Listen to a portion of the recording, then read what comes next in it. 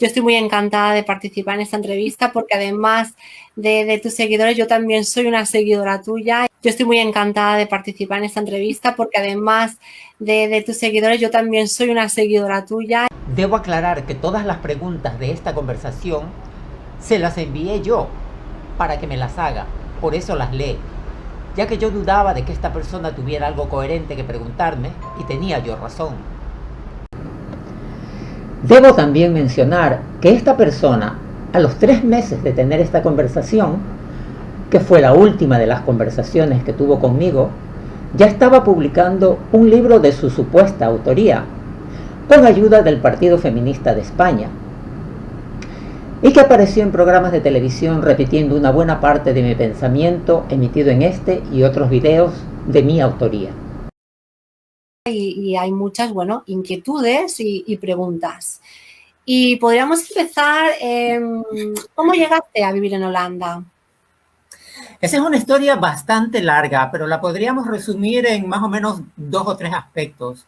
Yo nací en Ecuador, un país latinoamericano, en el cual pues se vivió en la década de los 60, 70, 80 y 90 una situación muy peculiar de persecución que sufrían y sufren hasta el día de hoy la población homosexual, lo cual me impulsó a tener que huir del país. Y elegí Holanda, porque esta también es una pregunta que siempre la hacen muy frecuentemente, por todas las mentiras que realmente este país difunde a nivel internacional, ¿no? Que son la meca de la libertad, que son el epicentro del mundo, el ombligo del mundo, y todo es una mentira, todo es un cuento. Esa es la forma en la que yo terminé llegando a este país, como refugiado ecuatoriano. Vale. Y entonces, por lo que veo, tu experiencia, digamos, no ha sido del todo buena o lo que tú esperabas. ¿Cómo ha sido toda tu experiencia durante todos estos años allá en Holanda? Es difícil resumir más de 20 años, 22 años de vida en un par de segundos o de minutos, ¿verdad? Pero si tuviese que elegir 2 o 3 palabras, te diría que ha sido probablemente la experiencia más espeluznante, más desagradable, más humillante y más degradante de toda mi vida. Porque esto que yo he descubierto aquí no es más que una mentira. A Es todo nivel, mentira, es todo falsedad. a nivel de racismo, de homofobia. A nivel humano, para empezar, Holanda es un país, ha sido siempre una nación, una población moralmente en bancarrota. Esta gente no sabe lo que es eso, no tienen la menor idea de lo que es eso. Y eso forma parte intrínseca de lo que es su historia, que está intrínsecamente ligada, por supuesto, a la venta, a la compra, venta y explotación de seres humanos, ¿no? Para que un pueblo llegue a hacer eso, tienes que estar moralmente en bancarrota, tienes que tener un déficit de aquello. Totalmente. Entonces, a través de toda tu experiencia y sobre todo tan mala experiencia en Holanda y todo, ¿qué piensas del mundo actual y si crees que ha evolucionado o nos pensamos que ha evolucionado? A ver, es que hay 2 aspectos. Yo veo, por un lado, que la gente tiende a confundir tecnología con evolución, y son 2 cosas completamente distintas. Una cosa es la tecnología, que es producto del ingenio animal, porque todos los animales somos ingeniosos.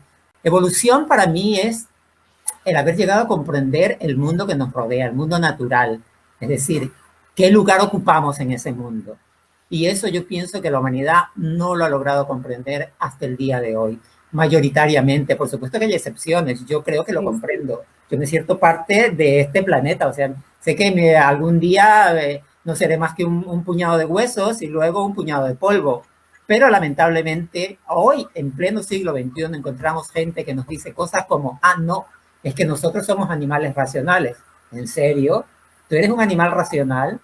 ¿Te tiras al producto de tu sexualidad por deporte, en el tacho de la basura de una clínica abortista? Y tú me vas a contar a mí que tú eres mejor que una perra.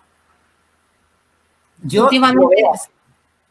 últimamente me lo dice mucha gente, dice, pero es que nosotros, Sandra, somos animales que razonamos. Digo, pues yo pienso que somos víctimas de todo, de todas las ideologías y somos víctimas de los estereotipos de las construcciones sociales.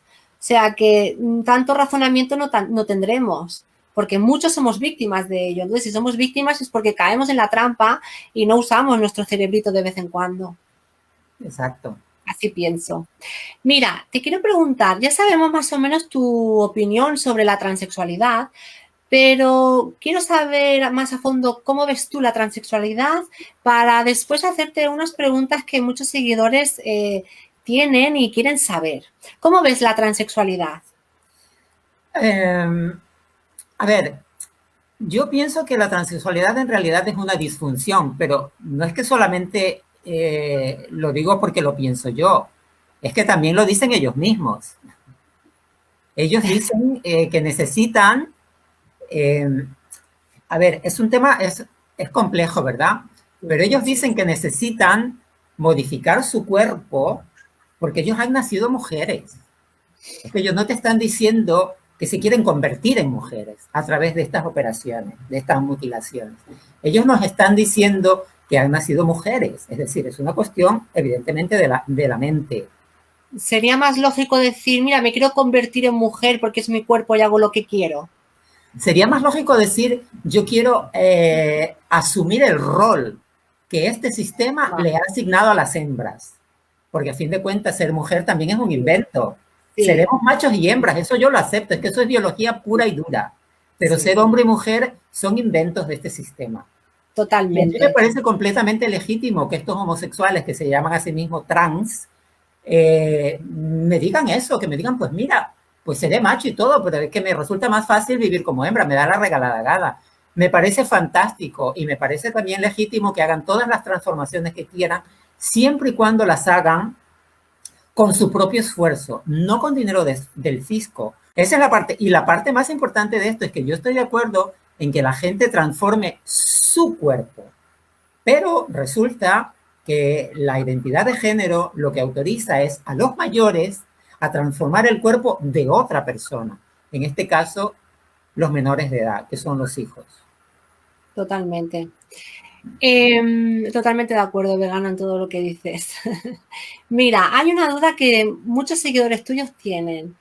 Si opinas de todo esto, lo que acabas de decir, es lo que opinas de la transexualidad. Entonces, si opinas esto, ¿por qué te has tirado tantos años? Creo que sobre todo cuando llegaste a Holanda, has estado consumiendo esas hormonas que los transexuales hemos consumido. ¿Por qué has consumido esas hormonas, diciendo lo que dice de la transexualidad, y también tener un físico, digamos que sea un estereotipo de mujer? O sea, ¿por qué, digamos, que criticas algo, pero luego parece como que lo has usado de ello? ¿Con qué fin, digamos? ¿Con qué fin? Sería la pregunta. Sí, fíjate que yo no creo que mi físico sea el de una mujer. Ahora, lo que pasa es que yo entiendo perfectamente de lo que tú me estás hablando. Tú me estás hablando del estereotipo de mujer que el sistema ha creado. La mujer delgada, la mujer blanca, la mujer rubia, la mujer de ojos verdes o azules. El dejarme crecer el cabello no es nada más que un acto de rebeldía, como cualquier otra cosa, como cuando te escapas de casa, como cuando replicas a tu mamá, como cuando le replicas a tu papá. Son actos de rebeldía que de alguna manera mandan el mensaje de que algo está disfuncionando en el sistema. Entonces el sistema lo que hace es decirle al niño, no, tú eres el anormal. Eso es lo que has venido sufriendo la homosexualidad desde toda la vida. Bueno, desde que existen las religiones, más bien dicho. Sí, totalmente. Entonces, ¿por qué has consumido hormonas? Algo químico. ¿Con qué fin has consumido estrógenos, hormonas femeninas, ese químico que es perjudicial para la salud? A ver, esa es una pregunta más compleja, pero sí la quiero contestar. Mira, en los años 60, 70, que fue cuando yo viví mi infancia y mi adolescencia, no existía internet, no existía ni siquiera, digamos, que la información más mínima, perdón, en torno a esta temática, porque tú en la televisión latinoamericana nunca se hablaba de este tema. Cuando tú veías algo sobre homosexualidad en la televisión latinoamericana en los años 60, 70 y 80 y hasta el día de hoy, siempre era a los homosexuales que estaban parados en una esquina. Ese es el único tipo de homosexual que la televisión estaba dispuesta a recibir en un panel para que hablen. A una persona como yo, jamás ningún canal de televisión me hubiera invitado, porque yo sí que tengo cosas que decir, porque yo sí que me he replanteado el mundo desde muy pequeño, y yo sé que siempre tuve cosas que decir. Jamás nadie se me invitó a ninguna parte. Y yo me di cuenta de que cuando vine aquí a Europa era exactamente lo mismo. Aquí en los programas de televisión jamás aparece gente que tenga algo serio que decir. Eso todo es una manipulación del sistema para transmitir una idea completamente falsa de lo que la homosexualidad y los homosexuales realmente somos y queremos.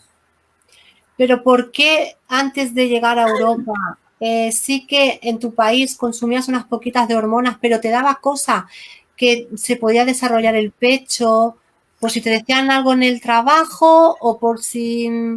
Bueno, sí, en los años 60, 70 y 80 y 90, yo siempre fui muy dependiente de mí mismo porque yo me escapé de casa a una edad muy temprana. Entonces yo en mi adolescencia tuve que aprender a trabajar, tuve que aprender a sobrevivir en las calles. Y entonces, pues en los años 80 y en los años 90 yo dependía única y exclusivamente de mi trabajo, a mí no me mantenía nadie. Entonces para mí era fundamental que no me echen de mi trabajo. Es que yo conocí homosexuales, imagínate. También era un descubrimiento, es que también lo vuelvo a mencionar. Hay una brecha generacional, ¿verdad? Una cosa es haber nacido en los años 60, otra cosa es haber nacido en los años 70, otra cosa es haber nacido en los 80, 90. Entonces, en los años 80 específicamente, los homosexuales, que éramos fuertemente reprimidos, porque todos terminábamos en la cárcel, todos terminábamos enredadas, si nos atrevíamos a salir, si nos atrevíamos a pensar. Las opciones eran muy pocas para transgredir. Entonces, una de las opciones más fáciles y más asequibles era modificar la imagen. Yo, por ejemplo, cuando estudié peluquería, pues me pinté el pelo de rubio, me hice la permanente, se me cayó el pelo, porque era la única forma de expresión que teníamos, porque es que no había más. Hoy en día tenemos las redes sociales, pero es que la gente, estos muchachitos de 10, 15 años que han nacido hoy, no pueden entender esto. Ellos creen que el mundo ha sido siempre como es ahora. Y no ha sido así.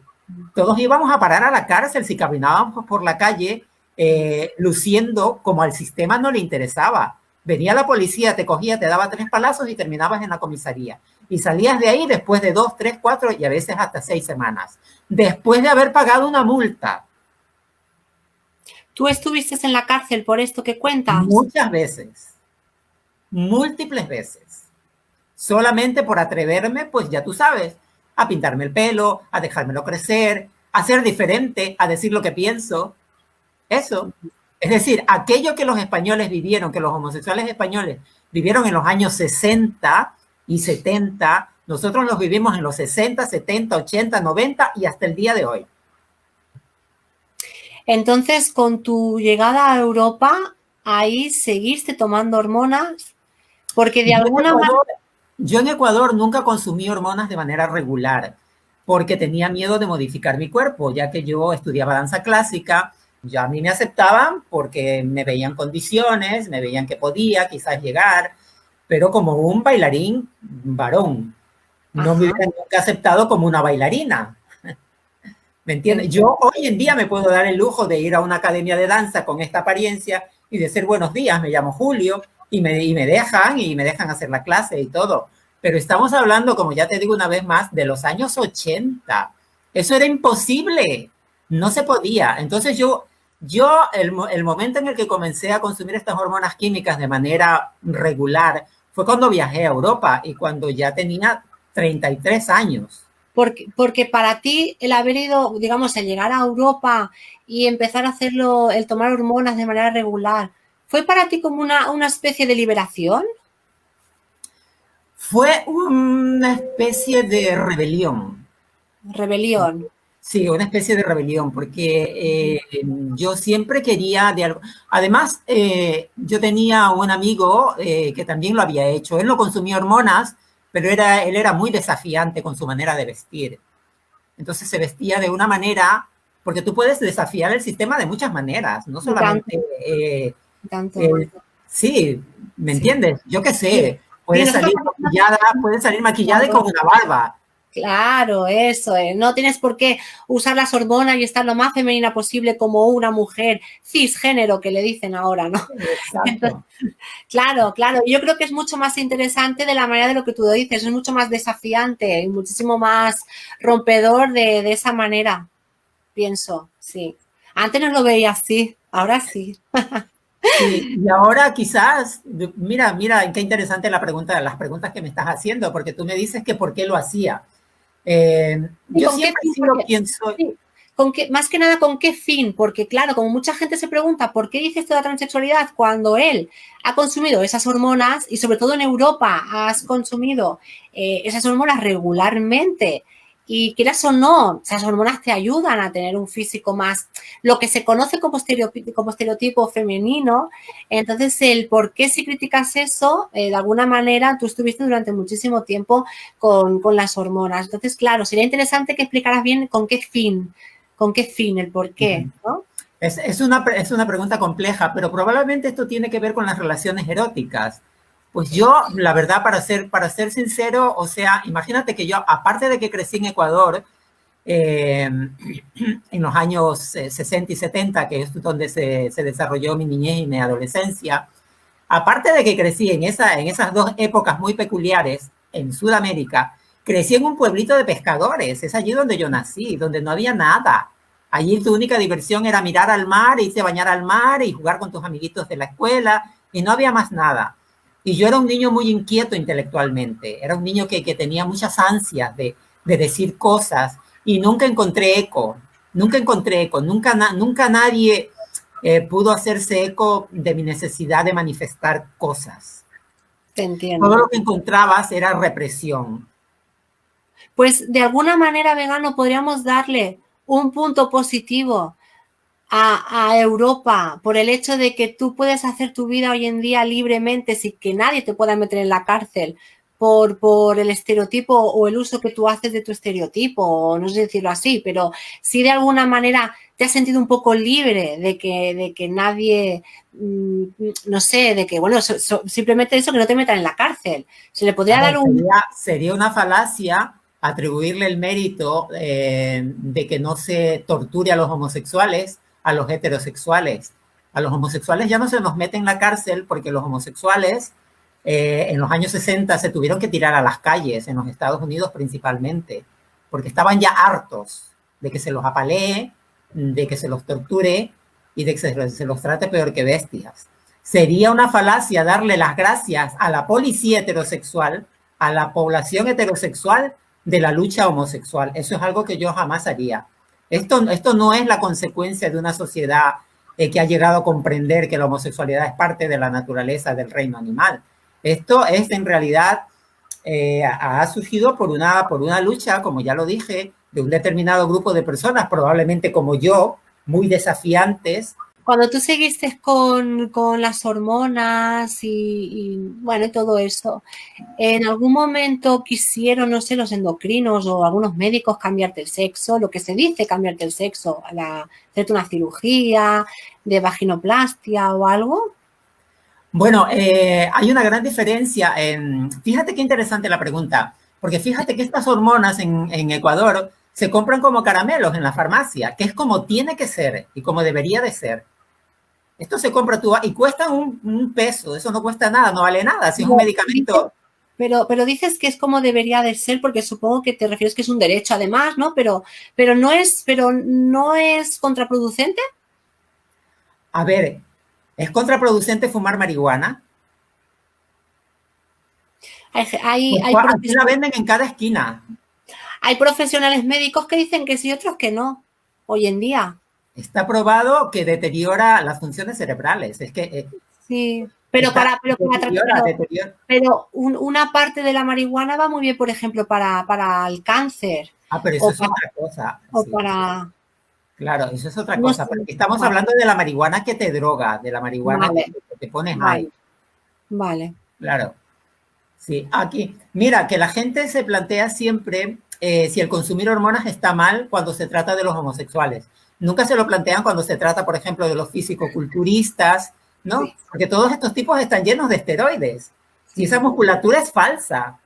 Totalmente. Son unos drogadictos totales. Estos tienen más hormonas en el cuerpo que cualquiera de estas trans que andan por el mundo. Y nadie se atrevería a decir, se atrevería a poner en tela de juicio su derecho a hacer eso. Porque se dice, pues bueno, si lo quieren hacer, pues que lo hagan. Pero es que en Europa, si tú vas a querer comprar una cajita de cualquier estrógeno, resulta que no, que tienes que pasar por la consulta de un médico a ver si te aprueba, porque te puede decir también que no. Después de muchos años. Y de alguna manera, ¿no crees que el haber consumido regularmente las hormonas, no crees que te hizo caer en un... ¿no crees que fuiste una víctima del estereotipo? ¿El haber consumido las hormonas regularmente? A ver, yo me siento mucho más víctima de que me hayan bautizado con un nombre que a mí no me han permitido elegir. Yo me siento muchísimo más víctima de que a mí me hayan cortado el pelo toda la vida cuando no era lo que yo quería. Yo me siento mucho más víctima de que me hayan puesto pantalones cuando a lo mejor me quería poner una falda. Me siento mucho más víctima de un montón de cosas. O sea, estas han sido decisiones que para bien o para mal son decisiones que deben de tomarse siempre en libertad. Y ese es uno de los problemas que hay en Europa, que todo está monopolizado. Aquí hay un monopolio de todo. La gente necesita autorizaciones. Vivimos en la era más autoritaria que jamás Europa haya podido conocer. Y sin embargo, la gente persiste en creer que es libre. Están atiborrados de regulación y de leyes, y cada vez más leyes y más leyes, y cada partido político que llega al poder tumba las leyes que el partido político instauró anteriormente y vuelve a instaurar nuevas, y así siguen y le siguen dando. Y dicen, somos libres. Yo no puedo entender que una persona se considere libre cuando para poder modificar su cuerpo, ¿no? Porque a diferencia del aborto, que es matar a otro ser vivo, estamos hablando de nuestro cuerpo, necesitas la autorización de un endocrinólogo en nombre de tu propia salud. Cuando en los mismos países te venden drogas en cualquier esquina. Una autorización de un endocrino que se supone que sabe lo que hace, cuando realmente yo, por ejemplo, estoy hecha polvo de tantas hormonas. Sí, o sea, a ver, si nos vamos a poner con que todo es malo y con que todo nos daña la salud, mira, yo pienso que cuando nosotros vamos al supermercado, no hay más cantidad de tóxicos, en todo eso que está en las estanterías está lleno de tóxicos. Totalmente. Porque todos los preservantes son tóxicos y son cancerígenos. Totalmente. Vamos a pasar ahora a una pregunta que te quiero hacer, aunque ya sabemos más o menos, pero quiero, para la gente nueva que nos está viendo, quiero saber o queremos saber qué piensas del feminismo. Ah, qué pregunta tan interesante. Esa sí que es una pregunta interesante. ¿Qué piensas del feminismo y sobre todo de esas mujeres que dicen que su cuerpo es suyo y con su cuerpo puede hacer lo que quieran a través del aborto y todo esto?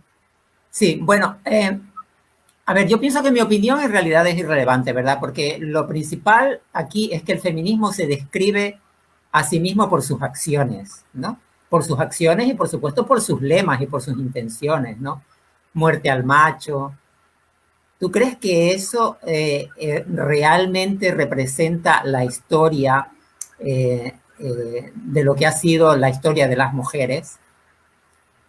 Porque el feminismo parte de esa base, de que las mujeres son víctimas de los hombres, de que han sido víctimas de los hombres siempre, lo cual es una mentira. Es todo lo contrario. Las mujeres han gozado de unos privilegios que tienen muchísimo miedo de perder, porque no hay violación más brutal, más bestial, que mandar a un ser humano a morir en una guerra en contra de su voluntad. Y eso es lo que han tenido que hacer los hombres a través de toda la historia de la humanidad. A morir en las guerras, a matar o morir, a hacer los trabajos más sucios, los trabajos más peligrosos, a cambio de nada, muchas veces en situaciones de esclavitud, incluso hoy, incluso hasta el día de hoy. Entonces, partiendo desde esa perspectiva, el feminismo a mí me parece una ideología corrosiva, falsa y muy peligrosa, muy peligrosa. Tienen miedo. El feminismo nació, como yo lo he explicado en muchísimos de mis otros videos, nació por ansias de poder, ¿no? Porque las mujeres europeas veían, pues, que de las colonias venía tanta riqueza, ¿verdad? Venía oro, venía petróleo, especias, esclavos, ¿eh? Porque eso éramos esclavos, éramos como loritos que nos traían a los indígenas de América y a los negros de África. Y estas mujeres europeas veían eso y decían, pero bueno, ¿por qué tenemos que conformarnos con las 4 perras que este pelotudo nos quiere dar, si lo podemos tener todo? Entonces comenzaron a confabular para ver cómo quitar, así como nació el feminismo. Entonces, ¿crees que las feministas deberían de leer e informarse un poco mejor sobre historia? Ellas saben muy bien, ellas lo saben muy bien. Todo esto es un montaje. Bueno, digo las nuevas que están viniendo. Bueno, estas pelotudas que vemos en la calle son unas analfabetas, son gente que tienen una deficiencia cognitiva. Estas mujeres no tienen cabeza. ¿No? Totalmente. Aparte de peligrosas y radicales. Exactamente. Aparte de muy peligrosas, ¿eh? Imagínate que salir con estos lemas, y yo me imagino, ¿y estas mujeres tendrán maridos? ¿Tendrán hijos varones? ¡Qué vergüenza! ¡Qué escándalo! ¡Qué escarnio! Totalmente, totalmente. Mira, vegano, sobre el aborto, ya sabemos más o menos tus opiniones sobre el aborto. Si una mujer quedara embarazada por culpa de una violación, ¿qué le dirías? ¿Qué alternativa o solución le darías para que no abortara si ha sido por culpa de una violación? Volvemos al mismo tema, porque uno, mira, cuando hablamos de feminismo, estamos hablando de algo muy peculiar, no debemos olvidar de eso. Estamos hablando de mujeres, porque la ideología feminista fue creada única y exclusivamente por mujeres. Entonces estamos hablando de una inconformidad. Las hembras tienen una inconformidad consigo mismas y ellas no han podido lidiar con esto a través de toda la historia de la humanidad hasta el día de hoy. A ellas les fastidia que los machos podamos tener una sexualidad que de alguna manera no compromete nuestro cuerpo. ¿Me entiendes? Porque un macho, pues al fin de cuentas, puede copular con una hembra y la que se queda con el paquete son ellas. Eso a ellas les fastidia. Por eso lo del aborto. Es una especie de pena, ¿verdad? Es una especie de castigo al macho. ¿No? Porque mira, fíjate tú, algo muy importante de la hipocresía feminista. Si una mujer se acuesta con un hombre, si una feminista copula con un hombre y resulta que ella no quiere tener ese hijo, no tiene que pedirle permiso a él para abortar, porque según ella se trata de su cuerpo. Pero si es al revés, si él dice que sí quiere tener ese hijo, es exactamente lo mismo. Porque la opinión de él no cuenta. Es que da igual que el macho quiera tener el hijo o no lo quiera tener. Pero si el hombre es el que le dice a la mujer, yo no quiero ser padre, aborte ese hijo, entonces es un machista. Entonces es un violento. Entonces no estamos hablando de igualdad. Entonces, no, estamos hablando de la porquería que es el feminismo. Claro. Lo digo porque ellas se llenan la boca de decir que buscan la igualdad. Pero qué igualdad puede haber en lo que acabo de describir. Por eso, claro, lo digo con sarcasmo, porque ellas siempre su lema es ese, la igualdad. No es que no queremos ser superiores a los hombres, queremos ser iguales, igualdad. Entonces, lo que tú estás diciendo, yo no veo igualdad por ningún lado. Claro.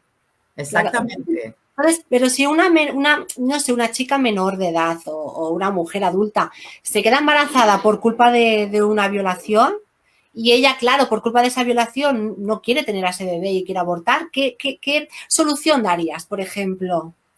Bueno, es que lo que pasa es que vivimos en un mundo creado a imagen y semejanza de los dogmas religiosos, pero hay muchísimas soluciones. La primera sería que el culpable se haga cargo de esa criatura para el resto de su vida, económicamente. Para el resto de su vida, económicamente, tendría que ser el responsable de esa criatura, no de ella, sino del muchacho. Él tendría que pagar sus estudios, él tendría que pagar absolutamente todo. Esa es la solución ideal. Esa es la solución perfecta, porque si ella no lo quiere, pues que se lo entreguen al que lo ha engendrado. Pero es que acaso no es eso lo que hace el matrimonio. Pero Sandrita, permíteme una cosa. Mira, muchos hombres no quieren tener hijos. De hecho, la mayoría no quieren tener hijos. Esto siempre se da con que, ay, estoy embarazada. Pues ahora me tienes que mantener, te jodiste. Me vas a tener que mantener a mí y a este bicho que tengo acá. Y muchos hombres, por ley, porque esto ahora es una ley, están obligados a pasar manutención. Es que no es exactamente lo que te estoy describiendo yo en este momento. Que hombres en contra de su voluntad están manteniendo a hijos que no han querido tener. ¿Ah? Entonces, ¿cuál es el problema con que un hombre tenga que mantener obligatoriamente a un hijo que ha engendrado en contra de la voluntad de otra persona? Esa sería una solución perfecta y no tendríamos que tener este horror de lo que es la legalización del aborto. Ahora, debo recalcar algo más importante, que eso de la violación para justificar el aborto no es más que una excusa, porque está probado estadísticamente que el 99.9% de todos los abortos que se dan en las clínicas abortistas del mundo, muy en particular de Europa, son de mujeres que no han sido violadas. Y algo más importante que yo estuve leyendo en las estadísticas recientes, que el aborto es algo serial, es decir, las mujeres europeas que abortan no abortan una vez en la vida, sino que abortan varias veces. Sí. Es decir, ya como es normal, como es legal y como te lo paga el Estado, pues ya se convierte como en un deporte, en una cosa, ¿no? Eso te convierte en mejor persona, de veras.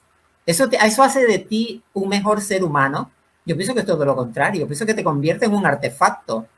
Totalmente. Pero, ¿qué pasaría con ese niño si la madre no quiere ese niño porque ha sido violada? Y ese niño, tú lo mandarías a ese padre a que él se hiciera cargo de todos los gastos y todo, pero ese niño tendría un futuro un poco complicado de estar con ese padre. Más complicado lo tendría con la madre, o más complicado lo tendría terminando en el tacho de la basura de una clínica abortista. Es que nunca pensamos en el aborto como un crimen, y esto es uno de los problemas.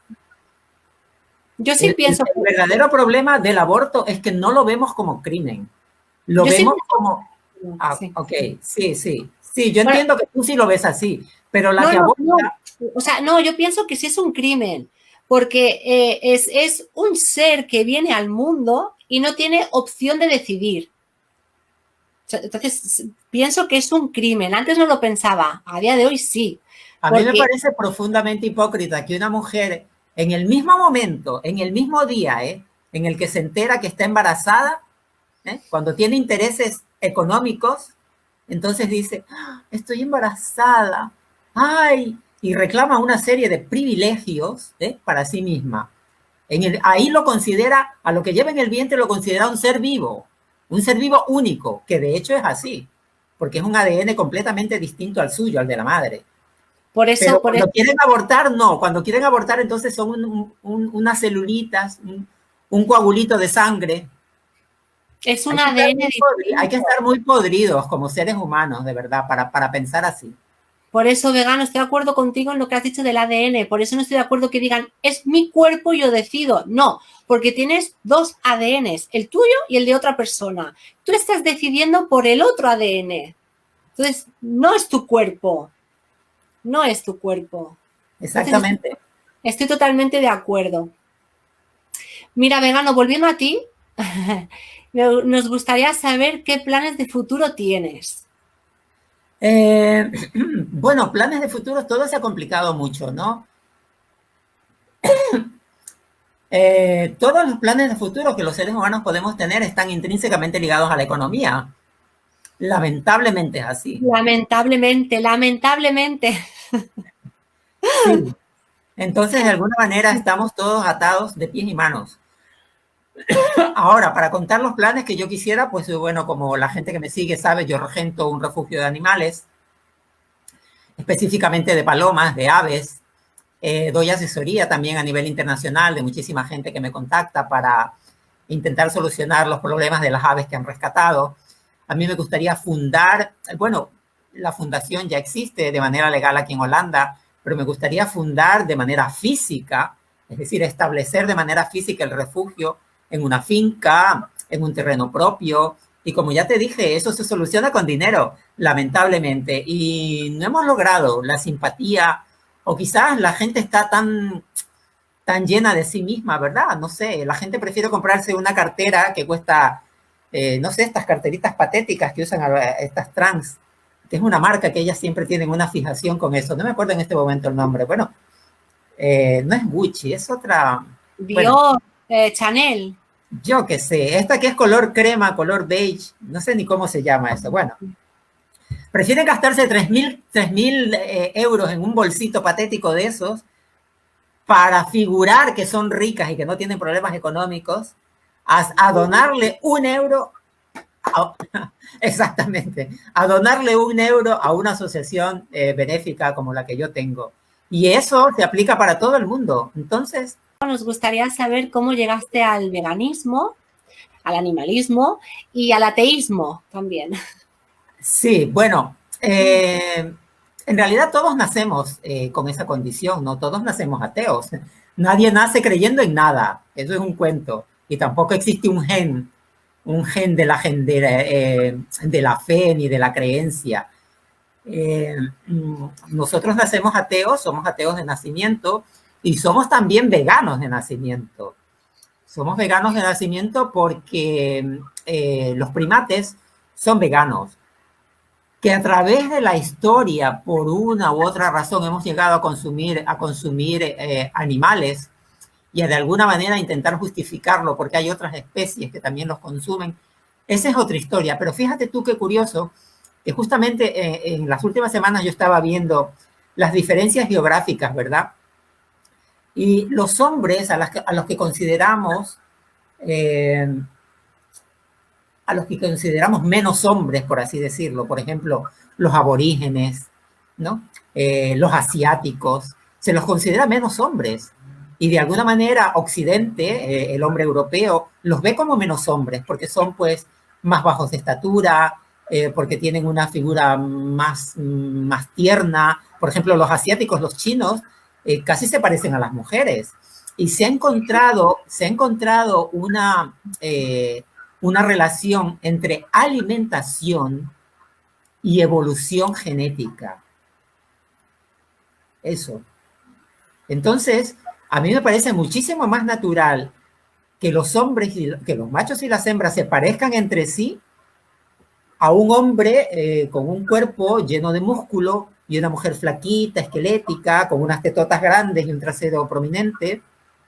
Encuentro mucho más natural la versión asiática de ser macho y hembra que la versión occidental, que estos cuerpos musculados y estas mujeres exageradamente femeninas.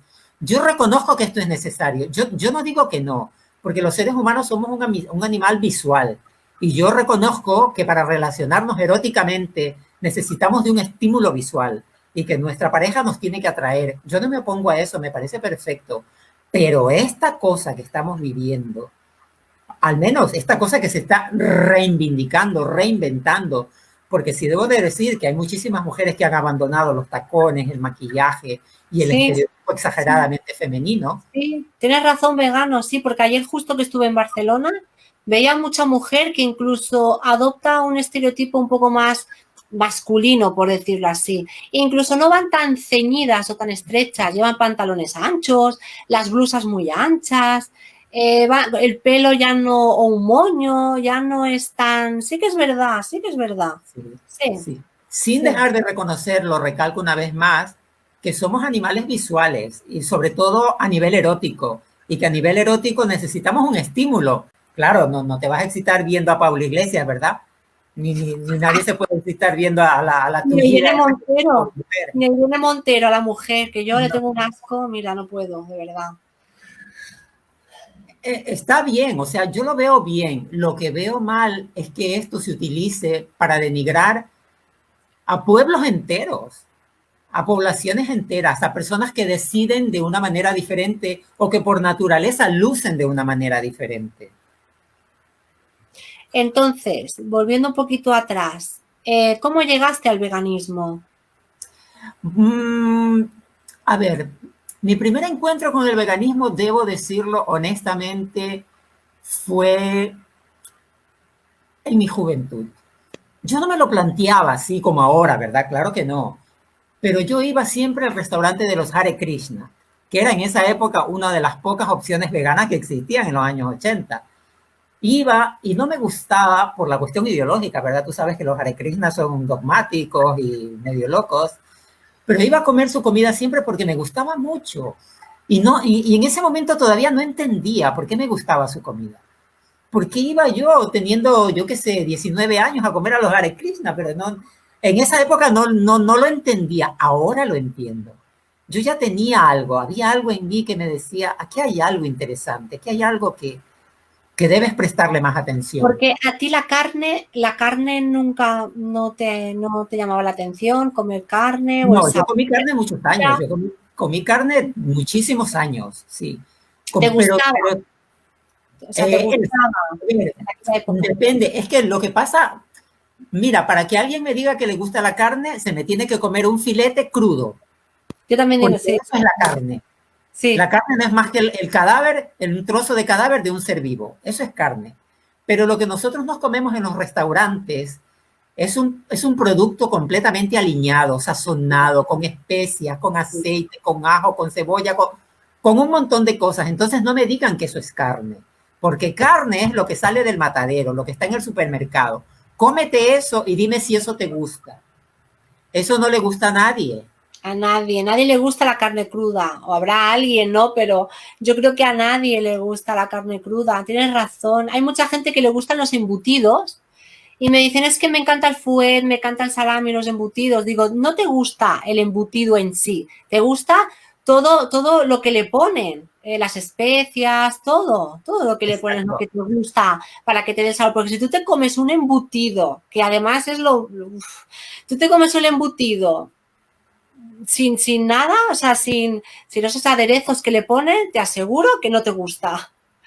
Entonces, en lugar de sazonar los cadáveres de seres sintientes que quieren vivir, ¿por qué no sazonamos las legumbres? ¿Por qué no aprendemos a sazonar la soya? Que de hecho ya lo hay, ¿verdad? Y que mucha gente ha descubierto que tienen un sabor delicioso, que no tienen nada que envidiarle a la carne. Totalmente. ¿Qué opinas del matrimonio homosexual? Bueno, el matrimonio homosexual. Eh, en primer lugar, pues, todo matrimonio, como sabemos, es un contrato, ¿verdad? Es un contrato porque se entra firmando y se sale firmando también. Y porque hay intereses económicos, primordialmente. Entonces, pues es un contrato, en el estricto sentido de la palabra. Ahora, todo lo demás del matrimonio, la monogamia, el llamado amor, eh, y bueno, todos estos supuestos beneficios que tiene la felicidad doméstica, los puedes tener en cualquier tipo de relación. Las relaciones humanas tienen que ser espontáneas, naturales y mutuas. Y el matrimonio, lamentablemente, no reúne esas condiciones. No son ni espontáneas, porque son forzadas por intereses creados, no son ni naturales, porque están basadas en la monogamia, y el animal humano no es un animal monógamo, lamentablemente esa es la verdad, y tampoco son positivas. No son positivas porque al final son relaciones que terminan corroyendo muchas veces tu autoestima, corroyendo muchas veces tu integridad, ¿no? Porque nuestra integridad no solamente es física, no solamente es un golpe, un moretón. Tu integridad es muchísimas otras cosas, humillaciones. Psicológica, Exactamente. Entonces, psicológica. ¿por qué desperdiciar tu vida en eso? ¿Por qué relacionarte de esa manera cuando te puedes relacionar con esa misma persona, pero a otro nivel? Además, una cosa que quería mencionar en torno a esto del matrimonio es que el matrimonio se reivindica cada vez más por los intereses económicos. Porque el matrimonio es que ya no existe. Tú ves a una mujer caminando por la calle con un coche de bebé y tú te imaginas una familia. Y hay un altísimo porcentaje de mujeres que gozan de infinitos beneficios sociales aquí en Europa que no saben ni quién les engendró ese bicho y que no están casadas. ¿Y sabes cómo se llama? Para poder justificar eso, ¿sabes cómo lo llaman? Lo ¿Cómo? llaman familia monoparental. Totalmente, totalmente de acuerdo. ¿Alguna vez te has llegado a enamorar y lo has pasado mal por amor? No, esta es una temática que incluso a mí en los últimos años me ha vuelto a andar en la cabeza, ¿no? ¿Por qué yo he sido así? ¿Por qué esto porque aquí te voy a contar algo personal, quizá Pero porque es cuando relevante. hablo, vegano, cuando hablo de enamorarte también puede ser, bueno, sobre todo lo que yo creo que lo que más te interesa es un amor a nivel intelectual.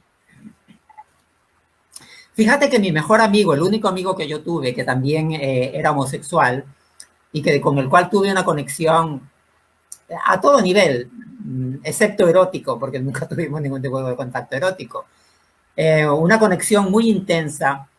Él, pese a ser tan inteligente como era, él sí que cayó en esta trampa del enamoramiento. Él era muy enamoradizo, se enamoraba en cada esquina y me contaba unas historias y bueno, y resulta que él sí que llegó, no a casarse, porque el matrimonio homosexual en esa época ni existía, pero él sí que llegó a formar una familia con otro hombre y adoptar un niño, tampoco no de forma legal, pero adoptaron un niño y tenían un perro y todo lo demás. Sí, sí, te lo digo en serio. Eh, al pasar de los años, la relación de él con su pareja se fue deteriorando a tal punto que llegó a lo que yo siempre he descrito, que terminas saliendo con tu pareja a buscar una polla. Eso es lo que es el matrimonio homosexual, por mucho que la gente quiera decir que no. En eso terminan. Es que se dice que la atracción sexual tiene fecha de caducidad. Eh, Bueno, no sé, probablemente sí, puede ser. Yo nunca he tenido una relación en mi vida, la verdad. O sea, y cuando las he tenido, pues ha sido esporádicas. O sea, yo me puedo relacionar a todo nivel con la gente, a nivel intelectual, a nivel emocional, incluso. Yo me relaciono muy bien con seres vivos. Yo me relaciono muy bien con mis palomas a nivel emocional, no tengo ningún problema. A nivel erótico. Pero lo que yo no puedo concebir de este tipo de relaciones, de cualquier tipo de relación, es que el uno le pertenezca al otro y que hayan La, reglas. Sí, la cuando tú te posesión. conviertes en una pertenencia del otro y el otro es tuyo, eso no puede llegar a ningún buen puerto. Es imposible que una relación así sea funcional. De ahí las infidelidades.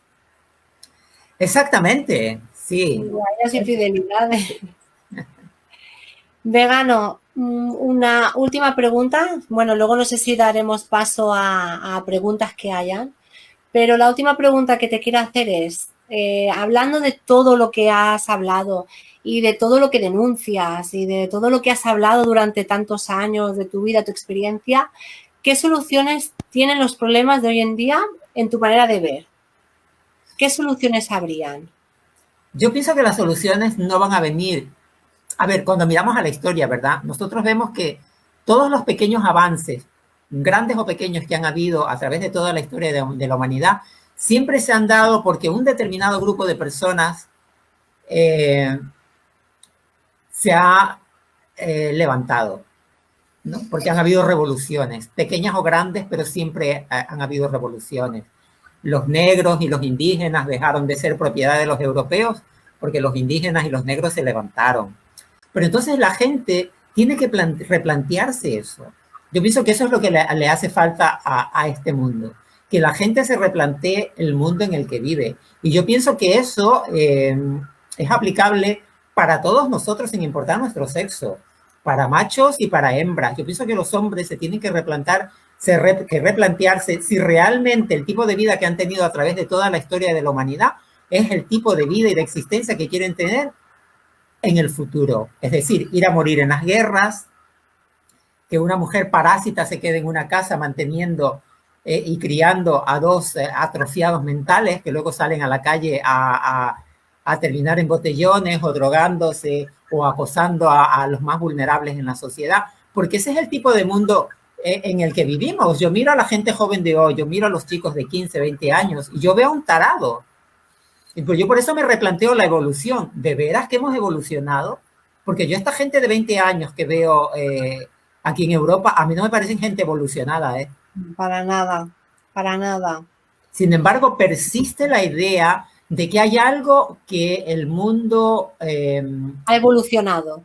Exactamente, y de que hay algo en otras zonas del mundo que está peor. Siempre utilizamos pero en África están peor, pero claro que están peor, si Sí. Europa se está llevando todos sus recursos.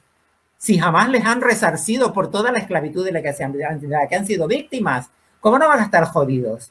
Si se les siguen quitando todo, se llevan su petróleo, se llevan su oro, se llevan todos sus elementos naturales, hasta sus mares, los están vaciando. Ese es el mundo, así es como funciona. Totalmente. A mí cuando a veces esa expresión que has dicho de que, bueno, pero Sandra, en África está mucho peor. Digo, pero primero, claro que están peor, no soy tonta.